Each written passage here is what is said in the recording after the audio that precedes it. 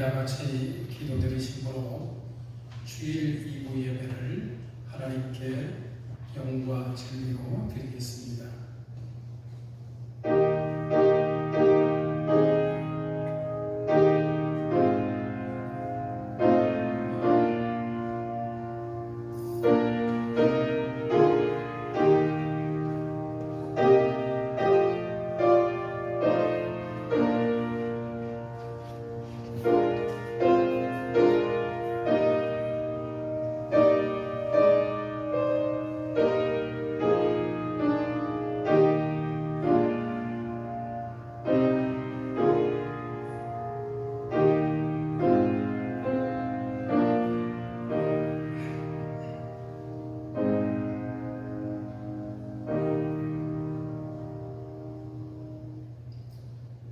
온 땅이여 여호와께 즐거이 부를지어다. 기쁨으로 여호와를 섬기며 노래하면서 그의 앞에 나갈지어다. 여호와가 우리 하나님이신 줄 너희는 알지어다. 그는 우리를 지으시니요 우리는 그의 것이니 그의 백성이요 그의 기르시는 양이로다. 감사함으로 그의 문에 들어가며 찬송함으로 그의 궁정에 들어가서 그에게 감사하며 그의 이름을 송축할지어다. 여호와는 선하시니 그의 인자하심이 영원하고 그의 성실하심이 대대에 이르리로다. 전능하시고 자비로우신 하나님 아버지, 오늘 이 거룩한 주일 주님의 날을 맞아 하나님 앞에 나온 저희를 긍휼히 여겨 주옵소서. 한 주간 저희의 삶 가운데 베풀어 주신 은혜와 사랑에 감사드리며 이 시간 하나님께 드리는 이 예배가 하나님께 기뻐 받으시는 산 제사가 되게 해 주옵소서. 예배드리는 저희의 마음을 열어주시어 말씀을 사모하는 마음으로 받게 하시고 성령께서 저희 가운데 임하셔서 하나님의 뜻을 깨닫고 말씀대로 살기를 결단하는 복된 시간이 되게 하여 주옵소서. 오늘 함께 모인 모든 성도들의 마음을 하나 되게 하시고 하나님을 향한 진실한 사랑과 헌신으로 예배드릴 수 있도록 인도하여 주옵소서. 성령의 담비를 내리셔서 말씀을 듣는 모든 성도들의 마음의 밭을 옥토로 만들어 주셔 말씀의 씨앗이 깊이 뿌리 내려 삶의 열매로 맺어지게 해 주옵소서. 우리 주 예수 그리스도의 이름으로 기도하옵나이다. 아멘. 다 같이 자리에 일어나셔서 찬송가 15장 부르겠습니다.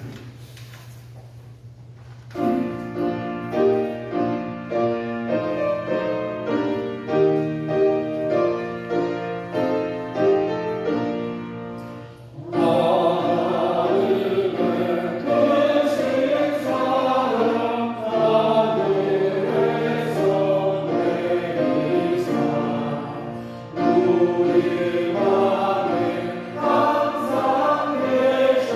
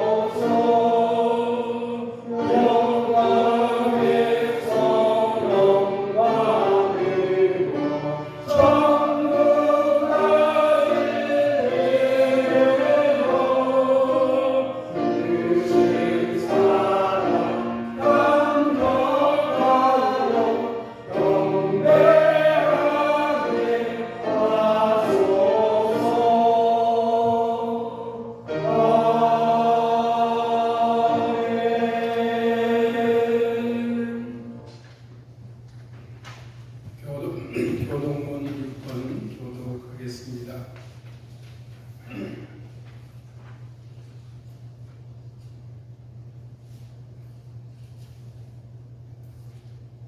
여호와여 일어나옵소서. 하나님이여 손을 드옵소서. 가난한 자들을 잊지 마옵소서. 어찌하여 하나님을 멸시하여 우리의 마음에 이르기를 주님 감사하지 아니하리라. 주께서는 보셨나이다. 주는 재앙과 원한을 감찰하시고 주의 손으로 갚으려 하시오니 외로운 자가 주를 위하여라. 주는 애써서 보아를 도우시는 이시니이다. 악인의 팔을 꺾으소서. 악한 자의 악을 더 이상 찾아낼 수 없을 때까지 찾으소서. 여호와께서는 영원토록 하시니 이방인들이 주의 손에서 멸망하리라. 여호와여 주는 겸손한 자의 소원을 들으셨사오니 그의 마음을 준비하시며 이를 기울여 들으시고 고아와 압제당하는 자를 위하여 심판하사 세상에 속한 자가 다시는 위험하지 못하게 하시리이다. 아멘. 사도신경으로 우리의 신앙을 고백하겠습니다. 나는 전능하신 아버지 하나님 전지의 창조주를 믿습니다. 나는 그의 유일하신 아들 우리 주 예수 그리스도를 믿습니다. 그는 성령으로 잉태되어 동정녀 마리아에서 나시고 본디오 빌라도에게 고난을 받아 십자가에 못 박혀 죽으시고 장사된 지 사흘 만에 죽은 자 가운데서 다시 살아나셨으며 하늘에 오르시어 전능하신 아버지 하나님 우편에 앉아 계시다가 거기로부터 살아있는 자와 죽은 자를 심판하러 오십니다. 나는 성령을 믿으며 거룩한 공교회와 성도의 교제와 죄를 용서받는 것과 몸의 부활과 영생을 믿습니다. 아멘. 자리에 앉으셔서 찬송가 295장 부르겠습니다.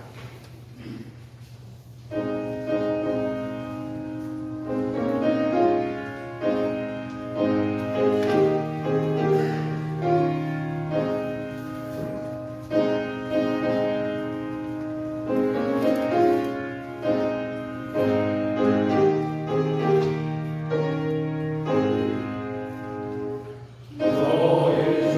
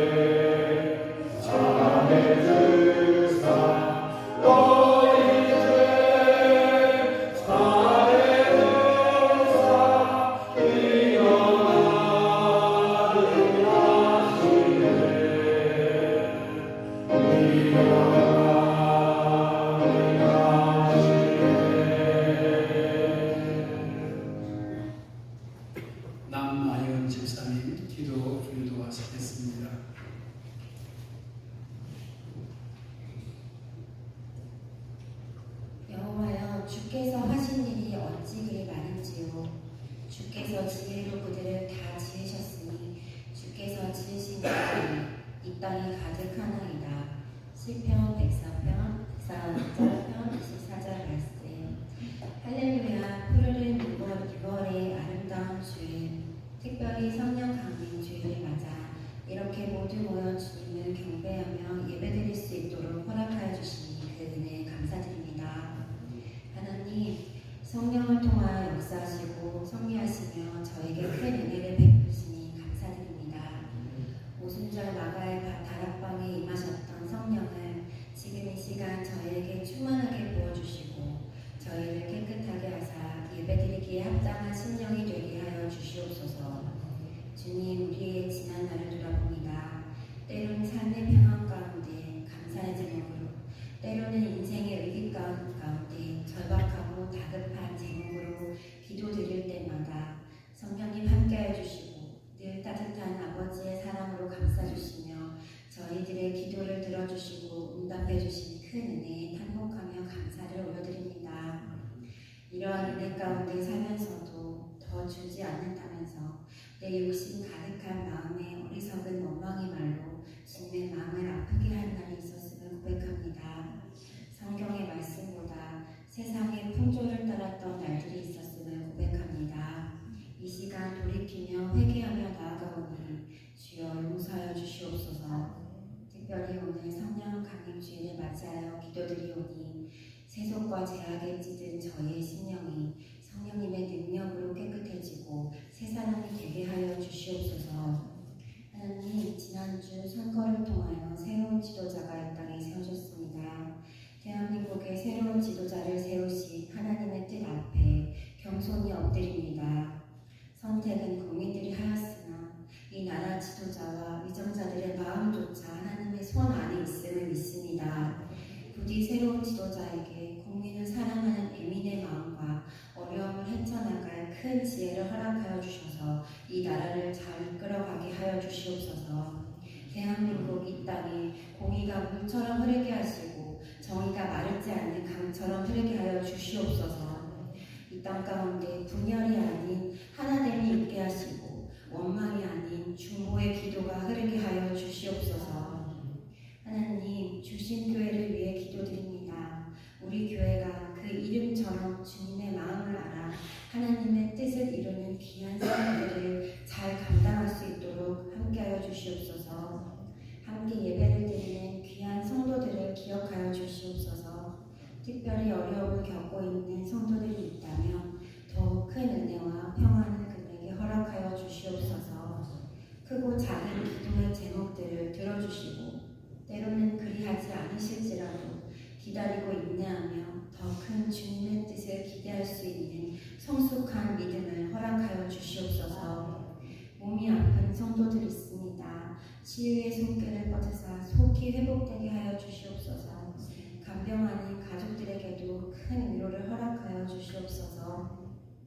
이 시간 말씀을 전할 담임 목사님께 지혜와 은혜를 더하여 주시옵소서. 성령 충만함으로 사역 감당할 수 있도록 인도하여 주시고 그 가정 가운데 건강과 평안을 주시길 기도드립니다. 이 예배를 준비한 많은 손길들이 있습니다. 묵묵히 각자의 자리에서 섬기는 모든 손길들 가운데 큰 축복과 위로를 허락하여 주시옵소서. 이 모든 말씀 예수 그리스도의 이름으로 기도드립니다. 아멘.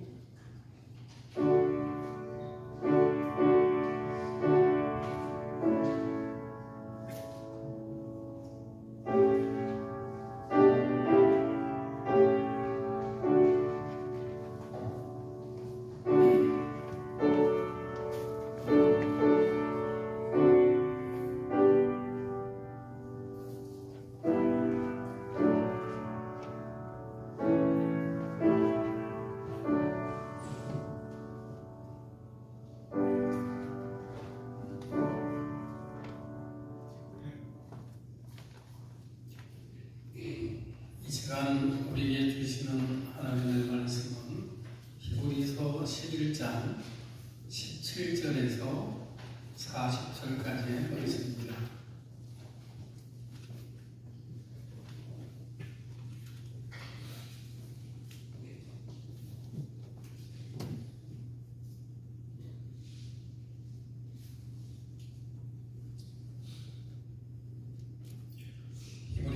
1장 17절에서 마지막 40절까지 저와 여러분이 한 절씩 교독하겠습니다.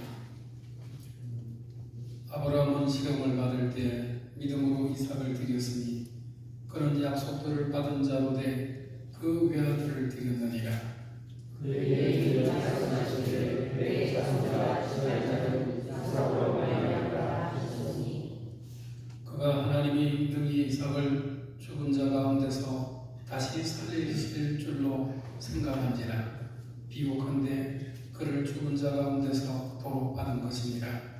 믿음으로 사람은 장사가 있으리에 대하여 야곱과 에사에게 축복하였으며 믿음으로 야곱은 죽을 때 요셉의 각 아들에게 축복하고 그 지팡이 머리에 의지하여 경배하였으며 믿음으로 요셉은 임시에 이스라엘 자손이 떠날 것을 말하고 또 자기 뼈를 위하여 명하였으며 믿음으로 모세가 났을 때 그 부모가 아름다운 아이임을 보고 석 달 동안 숨겨 왕의 명령을 무서워하지 아니하였으며 믿음으로 모세는 상상하여 바로의 궁지에 앉아 시험받기를 원하고 도리어 하나님의 백성과 함께 고난받기를 잠시 제약의 낙을 누리는 것보다 더 좋아하고 그리스도를 위하여 하는 손을 그의 모든 모험과 더 큰 소식을 전했으니 이는 사상이 주심을 바랍니다.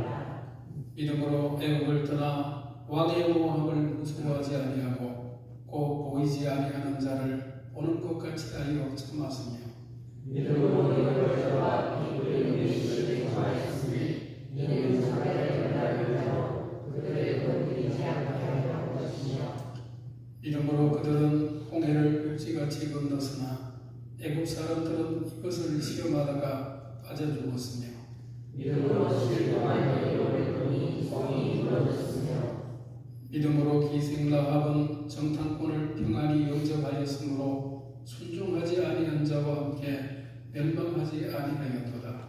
내가 말씀하여 기도가 상수없습니다. 다윗이 성회와 선지자들의 일을 말하면 내게 시간이 부족하리로다. 그들은 믿음으로 나라들을 이기기도 하며 의를 행하기도 하며 약속을 받기도 하며 사자들이 입을 막기도 하며 그래서 연락하며 연락한 가운데서 가게에 기도하며 전쟁의 영광을 내려 이방 사람들의 진실을 지도하며 여자들은 자기의 죽은 자들을 보할로 받아들이기도 하며 또 어떤 이들은 더 좋은 보화를 얻고자 하여 심한 공을 밭에 구차히 훈련하기를 원하지 아니하였으며 또 어떤 이는 조롱과 지식질뿐 아니라 부활과 가오에 죄가시는 것도 받았으며 돌로 치는 것과 톱으로 켜는 것과 실험과 칼로 죽임을 당하고 양과 염소의 가죽을 입고 유리하여 궁핍과 환난과 학대를 받았으니 이런 사람은 세상에 감당하지 못하느냐 그들이 강화와 산과 물과 독불에 유리하였느냐 이 사람들은 다 믿음으로 말미암아 증거를 받았으나 약속된 것을 받지 못하였으니 이는 하나님이 우리를 위하여 더 좋은 것을 예비하였은즉 우리가 아니면 그대로 언제나 이루지 못하게 하시리라. 아멘. 어느 날 한 소년이 아버지와 함께 산책을 하다가 절벽 끝에 서게 됐습니다. 아버지가 말했습니다. 아들아, 뛰어내려라. 내가 받아줄게. 소년은 두려워하며 말합니다. 아빠, 어둠 속에 아빠가 안 보여요. 그러면서 아버지가 대답을 했습니다. 아들아, 내가 나를 보지 못해도 나는 너를 보고 있도다.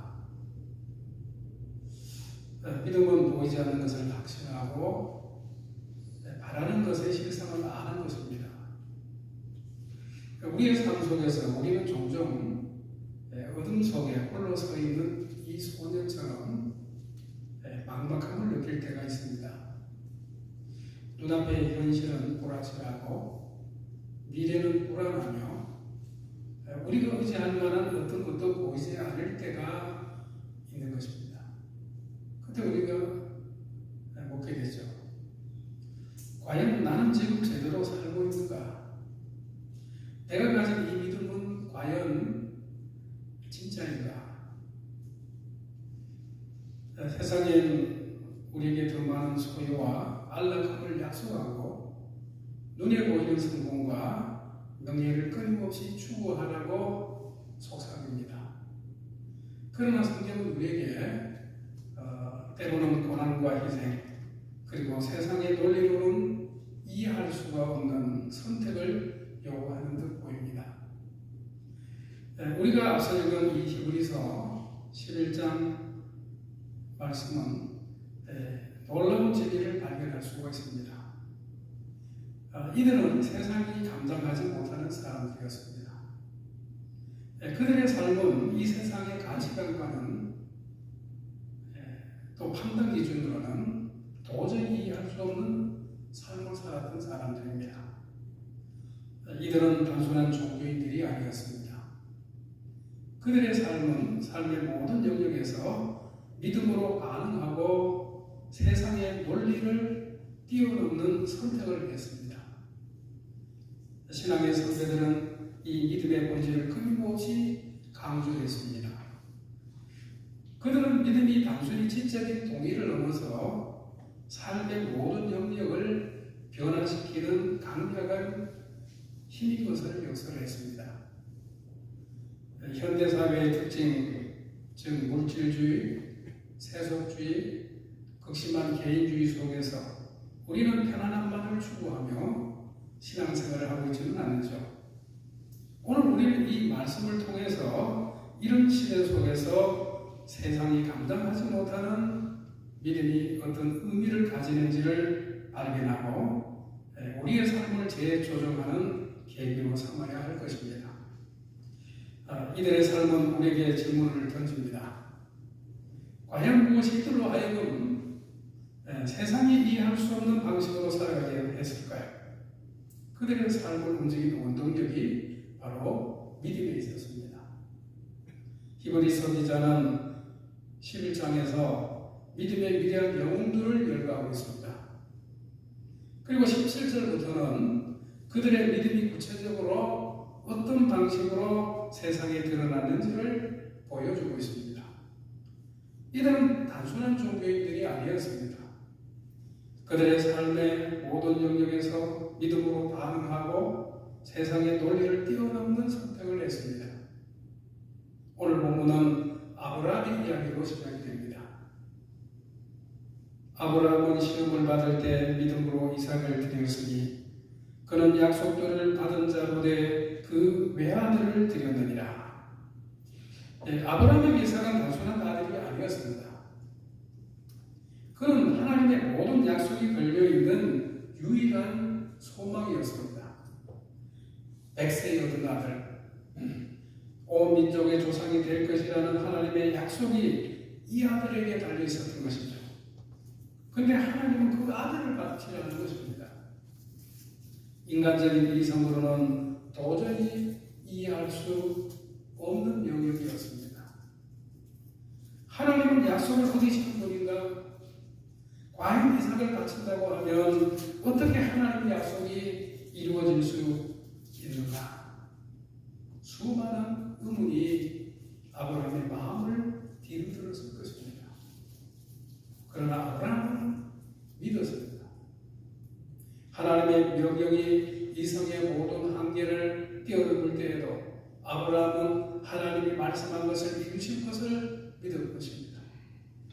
이것이 참된 믿음의 본질인 것입니다.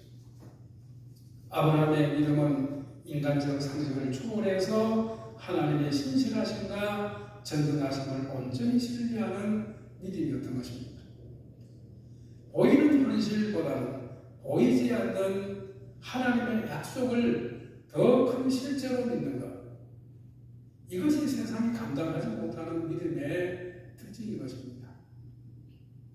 이삭과 야곱, 요셉 또한 같은 맥락에서 믿음의 순종을 보여줍니다. 이삭은 장래인을 놓고 야곱과 에서에게 축복했습니다. 야곱은 죽을 때 요셉의 아들들에게 축복하며 지팡이 돌에 의지하여 경배했습니다. 요셉은 죽을 때 이스라엘 자손들이 출애굽할 것을 믿고 자기 해골을 메고 나갈 것을 유언했습니다. 요셉의 해골 유언은 단순한 부탁이 아니었습니다. 그것은 400년이 넘는 세월이 흘러도 변치 않는 하나님의 약속에 대한 확신이었고 민족의 정체성을 미래 세대에 심어주는 행위였던 것입니다. 이들의 믿음은 단순히 현재 안주하는 것이 아니라 하나님의 미래의 약속을 붙들고 그 약속에 따라 행동하는 것이었습니다. 오늘날 우리는 눈에 보이는 결과만을 추구하며 삽니다. 그러나 믿음의 사람들은 눈에 보이지 않는 하나님의 약속을 더 큰 현실로 붙들고 순종하는 것입니다. 이어서 모세 이야기가 펼쳐집니다. 모세는 애국 왕궁의 최고의 교육과 권력을 누릴 수가 있었습니다. 그는 애국의 왕자가 될 수가 있었고 당대 최고의 문명에서 모든 영광을 누릴 수 있었습니다. 그러나 모세는 이 모든 것을 거절했습니다. 왜냐하면 그의 눈에는 세상의 영광보다는 더 큰 가치가 보였기 때문입니다. 그는 하나님의 백성과 함께 고난받는 것을 잠시 제약의 낙을 누리는 것보다도 더 좋아한 것입니다. 그는 그리스도를 위하여 받는 수모를 애굽의 모든 보화보다도 더 큰 재물로 여겼습니다. 여기에서 우리는 믿음의 위대한 역사를 발견하는 것입니다. 세상이 보기에 어리석은 선택이 영적인 눈으로 볼 때는 가장 현명한 선택이 되는 것입니다. 참된 기쁨은 세상의 기락이 아니라 영원한 가치 속에서 발견되는 것입니다. 기쁨의 역설이죠. 모세의 선택은 이 역사를 증명하는 것입니다. 우리는 세상의 유혹을 단호히 거절하는 일이 필요합니다. 젊은이들은 세상의 쾌락에 쉽게 빠질 것을 경계해야 합니다. 참된 믿음은 제약의 달콤한 유혹 앞에서 아니오라고 하는 말할 수 있는 용기가 있어야 되는 것입니다. 모세의 믿음은 단순히 수동적인 순종이 아니었습니다. 그것은 적극적으로 세상의 가치를 거부하고 하나님의 나라를 가치를 택하는 담대한 결단이었던 것입니다. 그는 보이지 않는 하나님을 보는 것처럼 해서 애굽을 떠났고 홍해를 건넜고 광야를 지나면서도 오직 하나님의 인도를 따랐습니다. 그는 상 주시는 하나님을 바라보았습니다. 세상의 기준으로는 손해처럼 보이지만 영원한 관점에서는 가장 큰 이득을 취한 것입니다.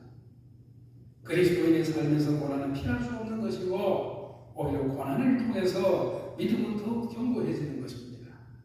모세의 삶이 바로 그 증거입니다. 본문은 여리고성을 무너뜨린 이스라엘 백성들의 믿음과 기생라합의 믿음을 언급하며 믿음의 다양성을 또 보여주고 있습니다. 31절의 이 라합은 더욱 놀라운 예죠. 기생이었던 그녀가 어떻게 믿음의 명단에 들어갈 수 있었을까요? 그녀는 이스라엘의 하나님이 참 하나님이심을 믿고 자신의 모든 것을 걸은 것입니다. 세상은 그녀를 매국노 배신자로 불렀을 것입니다. 그러나 하나님은 그녀를 믿음의 사람으로 인정하셨습니다. 그녀의 믿음은 단순한 지적 공의가 아니고 자신의 생명을 건 행함 있는 믿음이었던 것이죠. 32절부터는 이제 성경 기자는 더 많은 믿음의 사람들을 언급합니다. 내가 무슨 말을 하리요? 기드온, 바락, 삼손, 입다, 다윗, 사무엘과 및 선지자들의 일을 말하려면 내게 시간이 부족하리로다. 이들의 공통점이 뭘까요? 이들은 믿음으로 나라들을 이기기도 하고 의를 행하기도 하며 약속을 받기도 하며 사자들이 입을 막기도 하며 놀라운 승리를 경험해서 다니엘과 그의 친구들처럼 그랬습니다. 다니엘은 사자굴에 던져졌지만 하나님의 능력으로 사자들의 입이 막혔고 사다락 메삭 아벤느고는 풀무불 속에서도 머리털 하나도 걸리지 않았습니다. 이들의 극한 상황 속에서 하나님을 향한 믿음을 잃지 않았고 하나님은 그들의 믿음을 통해서 기적적인 승리를 보여주셨습니다. 하나님은 지극히 기뻐하는 것이 우리 영혼의 가장 깊은 갈망이 되어야 하는 거죠. 이 기쁨이 바로 이들로 하여금 죽음 앞에서도 담대하게 설 수 있는 원동력이었습니다. 그러나 히브리서 기자는 여기서 멈추지 않고 믿음 때문에 고난받은 이들의 이야기를 더 길게 이야기합니다. 여기서 우리는 세상이 감당하지 못하는 사람들의 진정한 의미를 깨닫게 됩니다. 그들은 고난 앞에서 타협하지 않고 죽음 앞에서도 믿음을 버리지 않았습니다. 그들은 더 나은 부활, 즉 영원한 생명을 바라보며 세상의 고난을 견뎌냈습니다.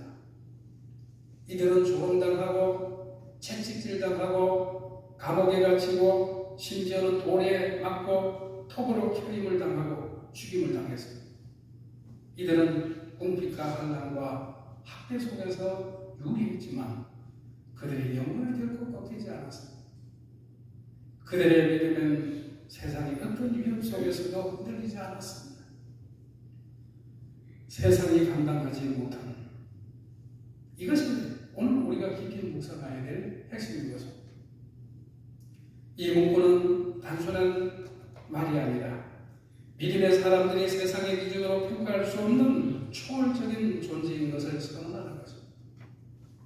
세상은 편안함과 안락함 그리고 눈에 보이는 성공을 추구합니다. 그러나 믿음의 사람들은 보이지 않는 영원한 가치를 위해서 기꺼이 불편함과 고난을 감수하는 것입니다. 그들의 믿음은 마치 강물처럼 세상의 모든 장애를 뚫고 나아가는 강력한 힘을 가지고 있는 것입니다. 일제강점기에 많은 한국교회 목사님과 성도님들이 세상이 감당하지 못하는 믿음을 보여주었습니다. 주기철 목사님, 손양원 목사님과 같은 분들은 신사참배를 거부하고 신앙의 양심을 지키기 위해 투옥되고 순교했습니다. 이용도 목사님은 일제강점기에 희망을 잃고 있는 이 나라의 수많은 영혼들을 위해서 자신이 지령이 있음에도 불구하고 혼신의 힘을 다해 전국을 다니면서 복음을 전하다가 예수님처럼 33세에 소천했습니다. 그럼에도 불구하고 교계의 많은 반대와 질시와 배척은 그리고 오해와 불명예를 얻어야 했습니다. 세상이 감당하지 못하는 믿음의 사람들이 아닐 수가 없죠. 이 땅의 논리와 가치관으로는 이해할 수 없는 삶의 방식이 아닐 수가 없습니다. 이들은 믿음을 지키기 위해서 부르신 사명을 위해서 그리고 나라의 독립과 영혼의 자유를 위해서 기꺼이 고난의 길을 묵묵히 걸었습니다. 그들의 삶은 오늘 우리가 읽은 본문의 증언처럼 세상이 도저히 감당할 수 없는 믿음의 증거였습니다. 그들의 육신은 억압받고 고통받았지만 그들의 영은 자유로웠고 그들의 믿음은 죽음을 넘어서 부활의 영광을 향해 있었던 것입니다. 참된 믿음은 순탄한 길에 빛나는 것이 아니고 오히려 역경과 고난 속에서 더욱 성공하게 드러나는 것입니다. 세상은 그러한 믿음을 이해할 수 없기 때문에 감당할 수가 없는 것입니다. 히브리서 기자는 이렇게 마무리합니다. 이 사람들은 다 믿음으로 말미암아 증거를 받았으나 약속된 것을 받지 못하였습니다. 이는 하나님이 우리를 위하여 더 좋은 것을 예비하셨은즉 우리가 아니면 그들로 온전함을 이루지 못하게 하려 하시니라. 여기서 약속된 것이 무엇을 말할까요? 이것은 궁극적으로는 예수 그리스도를 통해서 완성될 구원과 하나님 나라의 완벽한 성취를 말하는 것입니다. 구약의 믿음의 선진들은 그림자 속에 살았고 메시아의 오심을 갈망했습니다. 그들은 예수님을 직접 보지 못했지만 약속의 말씀을 붙들고 그 약속의 성취될 것을 믿었던 것입니다. 그리고 이제 우리는 예수 그리스도를 통해서 그 약속이 성취된 시대를 살고 있는 것입니다. 예수님은 이 땅에 오셔서 우리의 죄를 대속하시고 부활하시는 것은 죽음의 권세를 깨뜨리셨습니다. 그건 온전한 구원과 영원한 생명을 우리에게 선물하셨습니다. 이 말은 우리에게 큰 책임감을 부여하는 것입니다. 우리는 그들이 받지 못했던 더 좋은 것을 받은 사람들인 것입니다. 그들은 믿음으로 인내했지만 우리는 그 인내의 결실을 보는 세대인 것입니다. 따라서 우리의 믿음은 그들의 믿음보다도 더 온전하고 더 담대하며 더 능동적이어야 합니다. 우리는 그리스도 안에서 받는 이 놀라운 은혜를 세상에 증거하고 그들의 믿음의 바톤을 이어받아서 이 땅에 하나님 나라를 확장해 가야 합니다. 오늘 우리는 세상이 감당하지 못하는 사람들의 믿음을 살폈습니다. 그들의 삶은 우리에게 도전이자 동시에 큰 위로가 됩니다. 그들은 우리와 똑같은 연약한 인간이었지만 믿음으로 말미암아 세상의 어떤 고난도는 이겼습니다. 히브리서 11장의 믿음의 영웅들은 모두가 세상의 가치관에 맞섰습니다. 그들이 보이는 것보다 보이지 않는 것을, 현재의 것보다도 영원한 것을, 땅의 것보다도 하늘의 것을 더 소중히 여겼습니다. 현대사회는 우리에게 성공, 부, 명예, 안전을 추구하라고 말하죠. 미디어는 끊임없이 우리에게 가장 행복한 삶은 더 많이 소유하고 더 편안하게 사는 것이라고 속삭인 것입니다. 그러나 성경은 우리에게 더 높은 부르심이 있다고 말씀하고 있는 것입니다. 우리는 이 세상에 속한 자들이 아니라 하나님 나라의 시민들입니다. 모세는 바로의 공주의 아들이라 칭함받기를 거절하고 하나님의 백성과 함께 고난받기를 택했습니다. 오늘 우리는 어떤 선택을 합니까? 우리의 직장, 우리의 가정, 우리의 취미생활 속에서 세상의 가치와 충돌할 때 우리는 가감하게 아니오라고 할 수 있는 용기가 필요한 것입니다. 우리는 오늘 교회가 세상의 성공주의에 너무 쉽게 물들어가는 것을 경계해야 합니다. 참된 믿음은 세상의 성공을 추구하는 것이 아니라 하나님의 영광을 위해서 자신의 모든 것을 내려놓는 데서 시작된다는 것을 잊지 말아야 합니다. 그것이 바로 세상이 감당하지 못하는 믿음의 특징인 것입니다. 믿음의 사람들은 고난을 피하지 않습니다. 오히려 그들은 고난을 통해서 믿음이 더욱 연단되고 깊어졌음을 보여줍니다. 조롱과 채찍질, 결박과 옥에 갇히는 시련, 돌에 맞고 톱으로 키워 죽임을 당하는 그런 고통 속에서도 그들은 믿음을 지켰습니다. 오늘날 우리는 고난을 회피하고 싶어 합니다. 조금이라도 힘들면 쉽게 포기하고 자제합니다. 정신적인 고통, 물질적인 어려움, 관계의 단절, 질병 등 이 다양한 형태의 고난이 우리를 찾아오죠. 그러나 성경은 고난이 우리를 강하게 하고 믿음을 성숙시키는 과정인 것을 분명히 말씀하고 있는 것입니다. 야고보서 1장 2절에서 4절 보면 내 형제들아 너희가 여러 가지 시험을 당하거든 온전히 기쁘게 여기라. 이는 너희 믿음의 시련이 인내를 만들어내는 줄 알미라. 인내를 온전히 이루라. 이는 너희로 온전하고 굳이하여 아무 부족함이 없게 하려 함이라 말씀합니다. 고난 속에 믿음을 지키던 선진들은 오늘 우리에게 큰 울림을 줍니다. 그들은 자신들의 아니보다 하나님의 뜻을 우선시했습니다. 그들의 고통은 헛되지 않았습니다. 그들의 순교는 이 땅에 복음의 씨앗을 뿌리고 오늘 우리가 누리는 자유로운 신앙생활의 토대가 되었던 것입니다. 진정한 그리스도인의 삶은 고난을 피할 수 없습니다.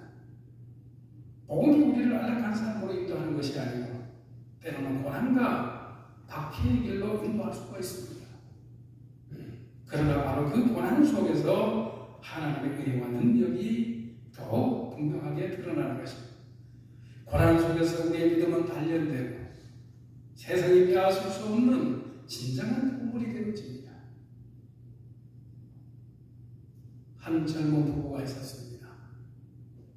결혼한 지 몇 년이 되었는데도 아이가 생기지 않아 힘들어하고 있었습니다. 그런데 어느 날 아내가 임신했다고 하는 기쁜 소식을 듣게 되었습니다. 부부는 하나님께 감사하면서 아이를 기다렸습니다. 하지만 기쁨도 잠시.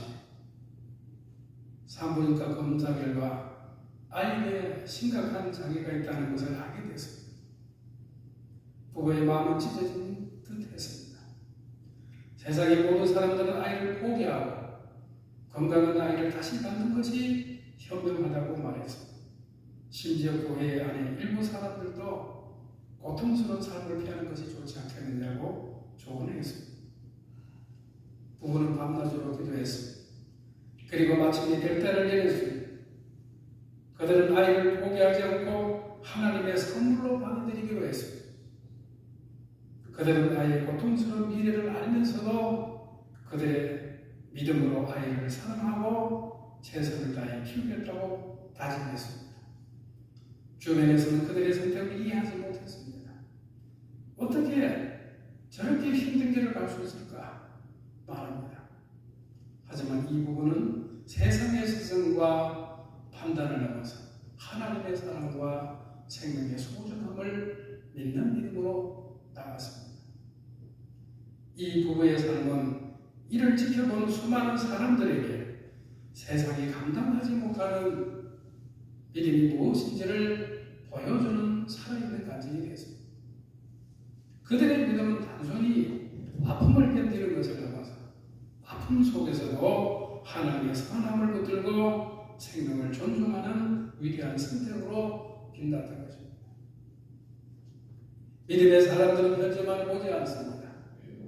그들은 영원한 관점에서 현재를 판단합니다. 그래서 현재의 고난을 견딜 수가 있고 현재 유혹을 물질을 주고 마는 것입니다. 영원한 하나님 나라에 대한 소망은 오늘 우리의 삶을 변화시키는 강력한 동기가 되는 것입니다.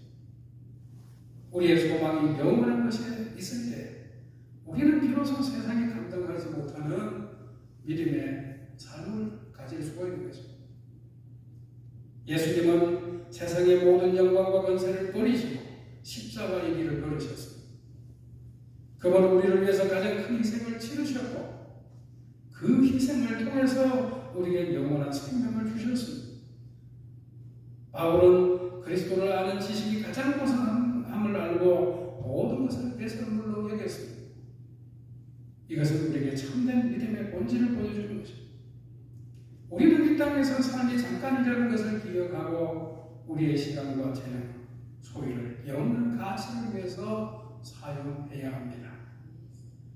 오늘 우리는 세상이 감당하지 못하는 사람들의 믿음에 대해서 묵상했습니다. 그들의 삶은 우리에게 도전이자 동시에 큰 위로가 됩니다. 그들은 우리와 똑같은 연약한 인간이었지만 믿음으로 말미암아 세상의 어떤 고난도 능히 이겨냈습니다. 우리는 이제 묻지 않을 수 없습니다. 나는 과연 세상이 감당하지 못하는 믿음을 가지고 있는가? 우리의 믿음은 세상의 유혹 앞에서 얼마나 단호하며 고난 앞에서 얼마나 인내하며 영원한 약속 앞에서 얼마나 굳건합니까? 우리의 믿음이 세상이 만들어 놓은 틀 안에 갇혀 있기를 잊지 않기를 바랍니다. 우리의 믿음이 세상의 가치관에 쉽게 흔들리지 않기를 바랍니다. 오늘 우리가 살아가는 이 시대는 물질만능주의, 쾌락주의, 개인주의가 팽배한 시대입니다. 이런 세상 속에서 그리스도인으로서 우리는 어떻게 살아야 하는 걸까요? 우리는 세상에 휩쓸리지 않고 오히려 세상이 감당하지 못하는 믿음을 가지고 세상을 변화시키는 존재가 되어야 합니다. 명문대를 졸업하고 탄탄대로를 걸을 수 있었던 한 젊은 의사가 있었습니다. 주변에서는 그가 대형 병원에서 편안하고 고수익을 보장받는 자리를 택할 것이라고 예상을 했습니다. 실제로 그에게는 그런 제안들이 많이 들어왔습니다.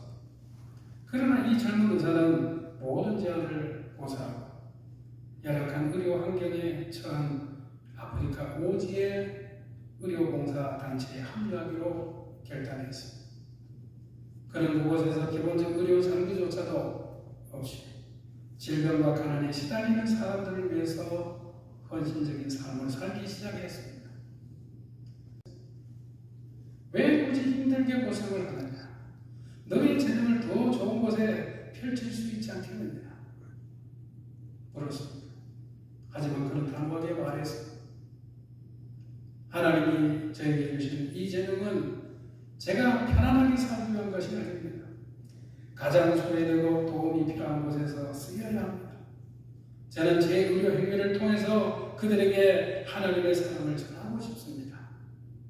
그리고 저는 그곳에서 참된 기쁨을 그리고 만족을 얻고 있습니다. 네, 그의 삶은 세상의 관점이 이해될 수 없는 선택이었던 것이죠. 하지만 그의 헌신과 희생은 수많은 사람들에게 깊은 감동을 주었고 그의 주변 사람들은 그 젊은 의사 안에서 세상이 감당하지 못하는 믿음의 실체를 보게 되었습니다. 그의 삶은 그 자체로 살아있는 보험이 될 것입니다. 바로 이 젊은 의사처럼 그리고 오늘 본문에 나오는 믿음의 선진들처럼 우리도 세상이 감당하지 못하는 믿음의 소유자들이 되어야겠습니다. 우리의 삶이 세상의 논리와 가치관을 넘어서 오직 하나님의 말씀과 뜻에 순종하는 삶이 되기를 바랍니다. 세상의 유혹과 고난 앞에서 흔들리지 않고 오직 주님만을 바라보며 담대하게 나아가기를 바랍니다. 그럴 때 우리의 삶은 하나님의 영광을 드러내고 세상을 향하여 복음이 강력하게 증거될 것입니다. 나는 세상이 감당할 수 있는 평범한 신자로 살고 있습니까? 아니면 세상이 감당하지 못하는 믿음의 사람으로 살고 있습니까? 하나님은 오늘도 우리를 부르고 계십니다. 안전지대를 벗어나서 믿음의 모험을 하고 세상의 가치관을 거부하고 하나님 나라의 가치관으로 살라고 보이는 것에 의지하지 말고 보이지 않는 하나님을 의지하라고 하십니다. 우리가 이런 믿음으로 살아갈 때 세상 사람들은 우리를 이해하지 못할 것입니다. 때로는 비웃을 것이고 때로는 핍박할 것이고 그러나 우리는 두려워하지 않습니다. 왜냐하면 우리는 세상이 감당하지 못하는 하나님의 사람들이기 때문에 우리 앞에는 히브리서 11장의 믿음의 영웅들이 구름같이 둘러싸고 있는 것입니다. 그들은 우리에게 외칩니다. 너희도 할 수 있다. 우리가 달린 그 믿음의 경주를 너희도 달려라. 이제 우리도 그들의 길을 따라 세상이 감당하지 못한 그 믿음으로 하나님만을 바라보며 영원한 소망을 품고 달려가야 합니다. 그때 우리도 하나님이 기뻐하시는 믿음의 사람이 될 것이고 이 땅에서 하나님의 영광을 드러내는 거룩한 삶을 살게 될 것입니다. 기도하겠습니다. 사랑과 은혜가 풍성하신 하나님 아버지, 오늘 하나님의 말씀을 통해서 참된 믿음이 무엇인지를 깨닫게 해주시니 감사합니다. 세상이 감당하지 못하는 믿음의 사람들의 삶을 통해서 우리에게도 그런 믿음 주시기를 원합니다. 우리가 세상의 가치관이 흔들리지 않고 오직 주님의 말씀에 순종하는 믿음을 주시옵소서. 현재의 고난과 어려움 속에서도 영원한 소망을 바라보며 인내할 수 있는 믿음을 주시옵소서. 보이는 것에 의지하지 않고 보이지 않는 것을 더욱 신뢰하고 이 땅의 것보다 하늘의 것을 사모하는 믿음을 주시옵소서. 우리 모두 각자가 하나님이 기뻐하는 믿음의 사람으로 살게 해주옵소서. 우리 모두가 세상이 감당하지 못하는 하나님의 사람들로 살아가며 이 땅에서 하나님의 영광을 드러내는 삶을 살게 하여 주옵소서. 예수님의 이름으로 기도하옵나이다. 아멘.